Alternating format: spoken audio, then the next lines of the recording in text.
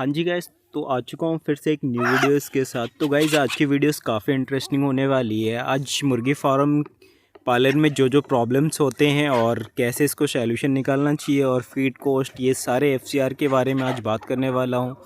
और ख़ास करके अगर लेयर फार्मिंग जो कर रहे हैं भाई, उनके लिए भी काफ़ी इंटरेस्टिंग वीडियोज़ रहने वाली है ये। तो मैं अपने जितने भी आज सोनाली मुर्गी हैं सबको मैं बाहर, आप देख सकते हैं कि मैं इनको टोटली बाहर निकाल दिया हूँ बिल्कुल ही। और बाहर निकलते ही देखें आप, ये घास वगैरह कैसे बिल्कुल ही टूट पड़े खाने के लिए। और मैं बस एक दिन पहले इनको निकाला हूँ और मेरे पास ऑलरेडी जाल का बंडल भी आ गया, तो मैं आपको दिखाने वाला हूँ वो बंडल भी। ये देखें आप, काफ़ी 14 केजी प्लस है ये बंडल और ये बहुत जल्दी मैं लगाने वाला हूँ। तो ये लोकेशन हमने ऑलमोस्ट बांस लगा दिया है बिल्कुल ही, बस इसको स्ट्रक्चर को मजबूत करके बांस को जाम करके उसके बाद हमने बस फटाफट इस पे काम भी करना है। तो ऑलमोस्ट सारे मटेरियल्स आ चुके हैं मेरे पास। ये इनको गड्ढे को भर के इनको लॉक करना है बिल्कुल, ताकि ये बिल्कुल हवा अगर वगैरह चले तो हिल ना पाए अच्छी तरीके से। तो मैं ऑलमोस्ट जितने भी ऊपर के बांस, और मैं ऊपर बांस लगाने वाला नहीं था बट ऊपर भी बांस लगाना पड़ रहा है, तो ये इसके बारे में भी बात करूँगा क्यों लगाना पड़ रहा है। तो hey guys, welcome to KF7 अबाबिल्स क्रू। गाइज़ अगर हमारे चैनल पे फर्स्ट टाइम है तो प्लीज़ चैनल को सब्सक्राइब और वीडियोस को लाइक कर दें, शेयर भी कर दें। तो ऊपर का मेरा मसला है कि सबसे बड़ा दिक्कत है कि जो जाल है वो बहुत ज़्यादा बारीक है, उसमें बहुत ज़्यादा गैप नहीं है, तो हवा का प्रेशर रहेगा। मैं डायरेक्टली अगर जाल को खींच के एक दूसरे के ऊपर बांस पे बांधता हूँ तो बड़ा दिक्कत होगा। तो आप आज मुर्गी आप अभी भी देखें बिल्कुल अंदर आराम से बैठे हुए हैं, और कुछ बाहर भी हमने निकाला था। तो ये ऑलमोस्ट लॉक हो गया है बिल्कुल ही। तो हमने सोचा चलो इस बांस के ऊपर डायरेक्टली जाल खींच के बांध दूंगा, तो फिर देखा कि बांस जो है जाल उससे ख़राब बहुत जल्दी हो जाएगा, फट जाएगा जाल। तो इसके वजह से हमने नेट के लिए, मतलब लाइफ के लिए और मजबूती के लिए सोचा चलो जो हमने खंबे लगाए हैं बांस के, उससे बिल्कुल पहले स्ट्रक्चर लंबा सीधा बांधूंगा बिल्कुल ही। जैसे कि मैं अभी ये जाल आपको खोल के दिखाता हूँ कि इस जाल में, इसका जाल का क्वालिटी क्या है और ये कितने साइज़ का है। तो हमारे जो साइज़ है ऑलमोस्ट, ये जाल का जो साइज़ है 10 को 160 फुट समथिंग ये लेंथ है इसका, और विड्थ जो है 10 फुट के आसपास है। जो हमारे पास लगाना है वो करीब 90 से 95 फुट के आसपास है अभी जो है लगाना। तो इसमें से और भी हमारे पास जाल बच जाएंगे, तो कोई बात नहीं, उस जाल को मैं बाद में भी काम ले सकता हूँ। फ़िलहाल मैं इस जाल को खोल रहा हूँ और खोलने के बाद इसका सारा आपको डिटेल्स दिखाने वाला हूँ कि इसमें बहुत अच्छे तरीके से पैकिंग करके भाई ने भेजा है ये।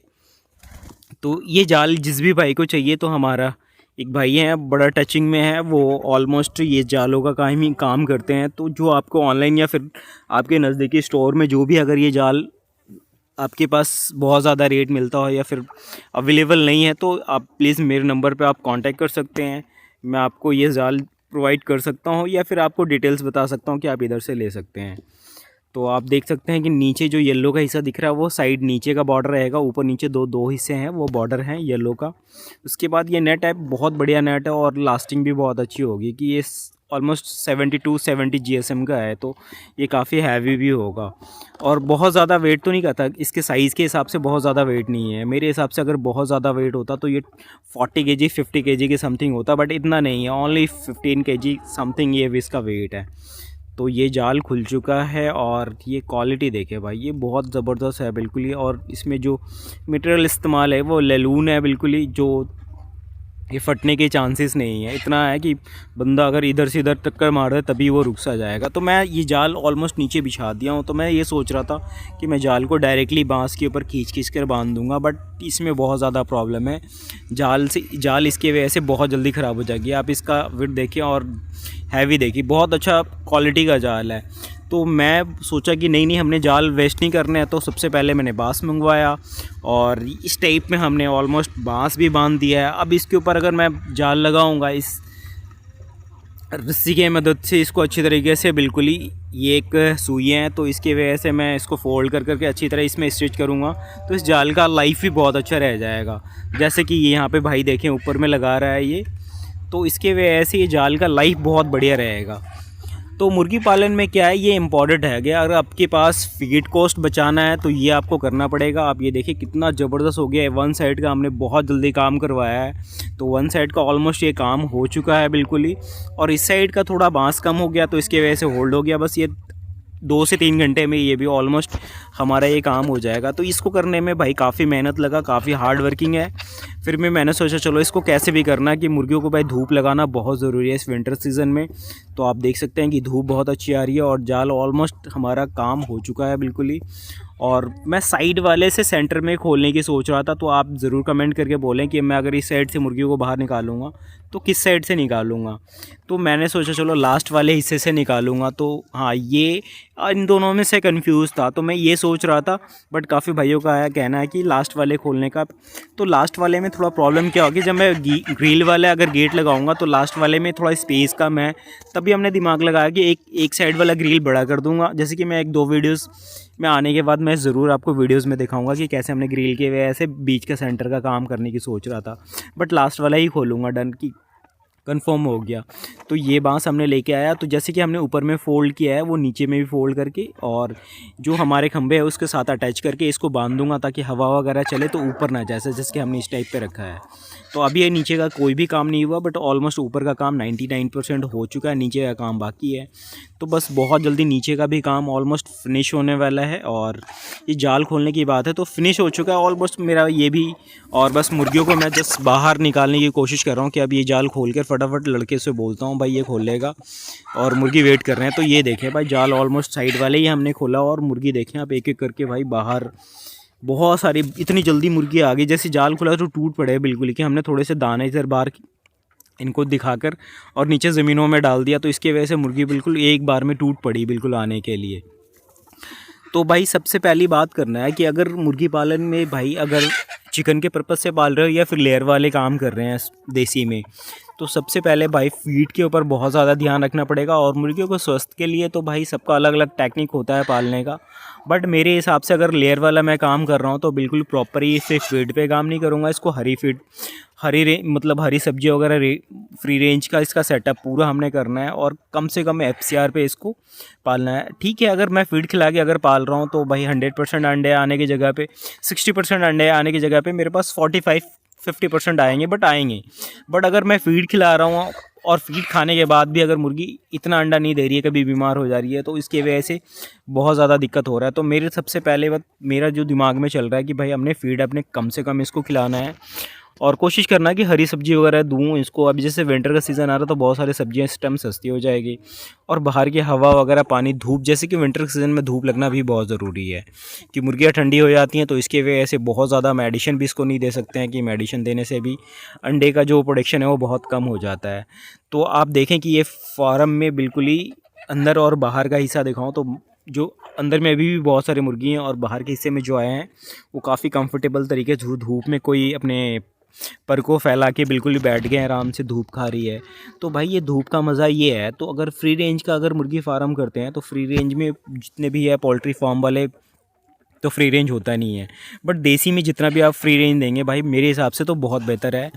बट मैं अपना राय बता रहा हूँ भाई, सबका तो अलग अलग टेक्निक होता है। कई लोग तो भाई टोटली फॉर्म में पालते हैं, उनका फॉर्म का कंडीशन देख के मैं हर किसी बंदे का नहीं कह सकता, बट हमने बहुत सारा ऐसे लेयर फार्मिंग देखा है जो फॉर्म का कंडीशन बहुत ज़्यादा ही गंदा होता है, बट उसमें भी मुर्गी का उनका प्रोडक्शन बहुत अच्छा है।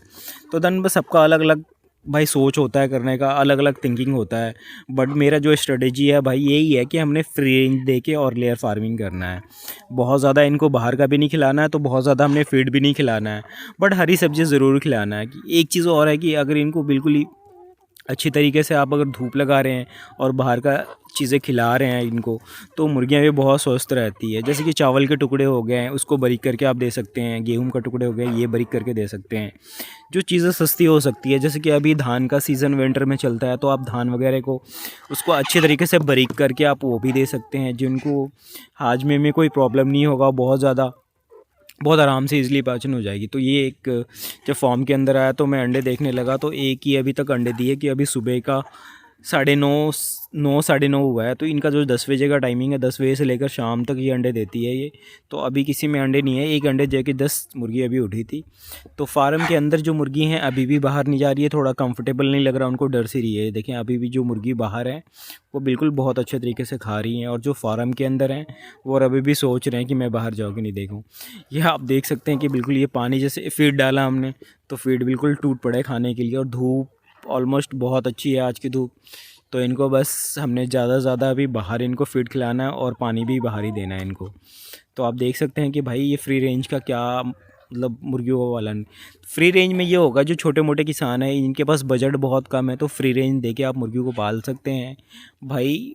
आप फ़ीड खिलाएं, कोई दिक्कत नहीं है फ़ीड खिलाना। आप जिसके पास बजट बहुत बढ़िया है और बहुत जिसके पास भाई पैसे हैं भाई, वो इन्वेस्ट करके आप खिला सकते हैं। जिस भाई के पास बिल्कुल ही वो काम ही छोटे पैसे से स्टार्ट किया है, छोटे जगह से स्टार्ट किया है, तो भाई वो टोटली फीड पे नहीं खिला सकता, बहुत प्रॉब्लम है। वो तो जितने जल्दी से वो स्टार्ट किया है फार्म को, मतलब अब सोच करके बिज़नेस अच्छा जाएगा, उतना जल्दी उसको बंद करने की कोशिश करेगा भाई। तो सबसे पहले दिमाग में ये डालें कि टोटली फीड पे बिल्कुल ही ना पालें और कोशिश करें कि अपनी मुर्गियों को फ्री रेंज दें और फ्री रेंज का खाना बिल्कुल इनको दें। हरी सब्जी दें और दर्रा थोड़ी बहुत अगर हो तो हरी सब्जी, जैसे कि आपको पत्ता गोभी हो गया और भी हरी सब्जी साग हो गया, उसको अच्छी तरीके कटिंग करके आप उसे दर्रे में मिक्स करके थोड़ी बहुत सरसों तेल डाल सकते हैं, नमक डाल सकते हैं, उनको अच्छी फीड के लिए आप डाल के इसको धूप में दें। बिल्कुल खाने के लिए बहुत ज़बरदस्त है। कि मैं आपको वो मशीन में दिखाऊंगा कि हमने हरी सब्जी के लिए क्या सेटअप किया, पत्ता गोभी या कोई भी हरी सब्जी काटने के लिए हमने एक स्पेशल देसी जुगाड़ से हमने मशीन रेडी कर रखी है, ताकि इनको ईज़िली खाने में हरी सब्जी कोई दिक्कत ना हो, ईज़िली खा सके बिल्कुल ही और कंफर्टेबल तरीके से रह सके भाई। तो अपनी मुर्गियों को तो भाई हमने ये सेटअप किया है और आने वाला 2, 4 से 10 वीडियोज़ में आपको ज़रूर दिखाऊंगा कि अंडे का प्रोडक्शन और फीड हमने कितना कम किया, ये भी आपको ज़रूर बताऊंगा भाई। तो हमसे ज़रूर जुड़ें और मेरे चैनल को सब्सक्राइब ज़रूर करें और वीडियोज़ अगर अच्छी लगी हो तो शेयर ज़रूर कर दें अपने दोस्तों में भाई।